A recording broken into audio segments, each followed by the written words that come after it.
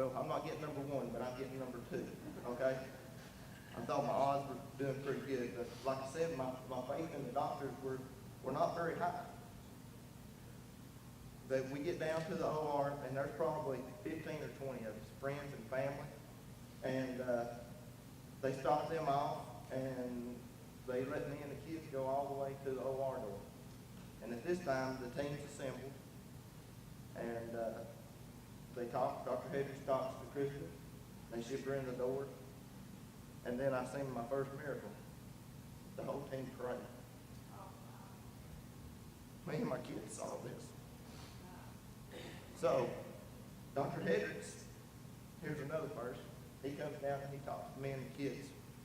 And he says, this is what I do. I do this every day, and I'm going to fix it. And he said, it's going to be right. He said, it's 4 or 5 hour surgery.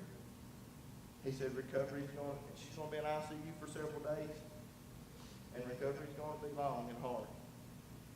But we're going to fix it. So that's my second bit of hope. Well, they send us to the waiting room, and Dr. Hedges said, we're going to call you every time we get ready to do something. But when she goes into the bypass machine and all this, we're going to update you every time something goes on. Well, by this time, they're probably, and Dr. Campbell says this all the time, he said by the time it was all said and done, he felt like there was 150 people there. I mean, this is how much she's loved. But really, we counted, it's about 37 to 40 friends and family. And I mean, it's truly amazing. So we're getting our calls, and our calls are coming so much quicker. I mean, they told us when she went on to the bypass machine, she was only in surgery for 3 hours. She was only on the bypass machine for 25 minutes. Another first for Erlanger was, it's the fastest they've ever seen anybody go on bypass and come off. So, I mean, you can see, I didn't realize this until after she's gotten into ICU, the whole blueprint that God had laid out. They send her to the ICU. Everybody goes home. I go to a friend of the family's house that's about a minute away, and it's the first time that I'm by myself. And I'm sitting there on the edge of the bed, and I lay out the whole blueprint of what happened. And I'm like, wow. Everything that could have went wrong went extremely wrong. But everything that went right went extremely right. The nurses called me.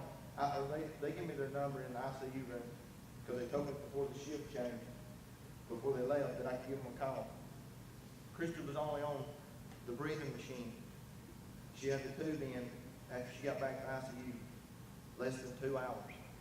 They said that's never happened before. I mean, God had his hand on everything. From us getting put off to having the best doctors, to her recovery. And I mean, it's truly amazing. And for everything that has happened to us, I don't feel worthy. I mean, literally, I feel not worthy because, wow, I mean, what a God. I mean, it was truly him that did it. And so, I get the call, I call the nurses. And Christa's been up since about 3 o'clock without the breathing tube in. And they said she's doing great. And the first words were, where's my babies? I want to see my babies. And so we go see her first visit. She's looking great, sitting up, she's eating, I mean, everything. And Dr. Campbell, he saw her faith. And before the second visit, I get a call from Misty Barker, Alan's daughter. And I'm at home trying to get changed. And she said, Jeremy, this is Misty. And I said, hey.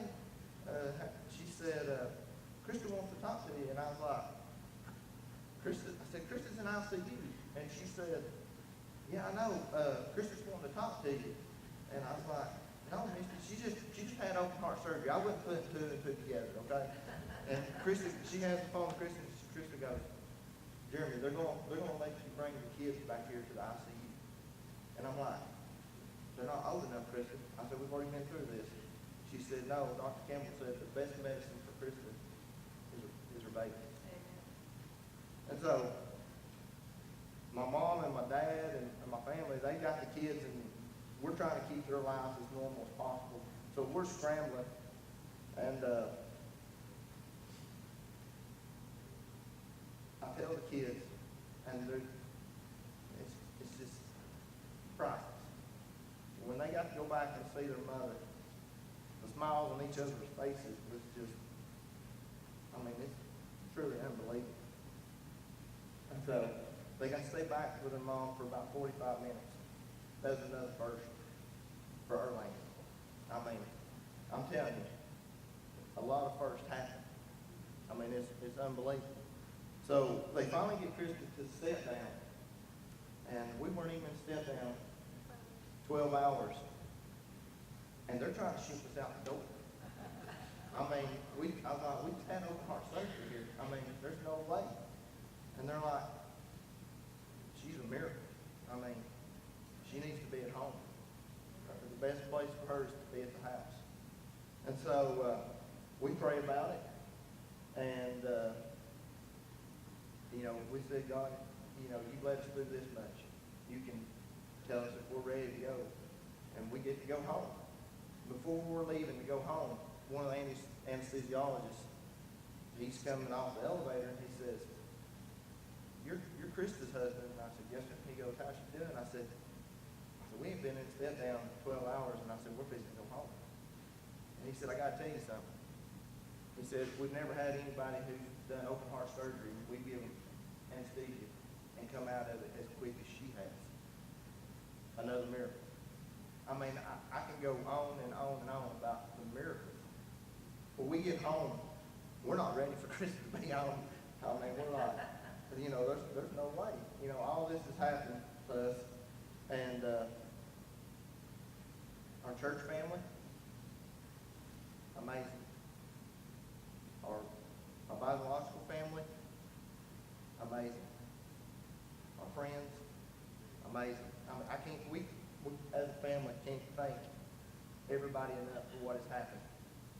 And I mean, it's been truly a blessing. And the thing for me now is, yes, I was a believer before, but I mean, I'm truly a believer. And I don't care. I see people all the time that are not believers, but I don't care to talk to them about it and tell them, because they're like, hey, how's your wife doing? And I'm like, you're not going to believe this. And I tell them the story. And so, the power of prayer, it's truly amazing. The night that everything happened and that she's going to have the surgery, we were told at the high school basketball game, they were praying for Miss Jennifer Smith, who has the brain tumor. They also prayed for Christa. A couple hundred people there. Facebook, our phones are blowing plumb up. I mean, I can't tell you the number of prayers. I'm talking to Christa's uncle the next day, who's a part-time pastor in Jasper. They're having a praise worship service that Friday night, and Daffy, his wife, comes up to him, tells him what's going on, that Christa's fixing to have surgery, and over 1,000 people right then start praying. I mean, I've gotten calls from all over this nation, and all of them down the valley, of all the churches, and prayer. I mean, it works. I mean, it truly works. And my faith is with him, and will be with him. And I'm so blessed.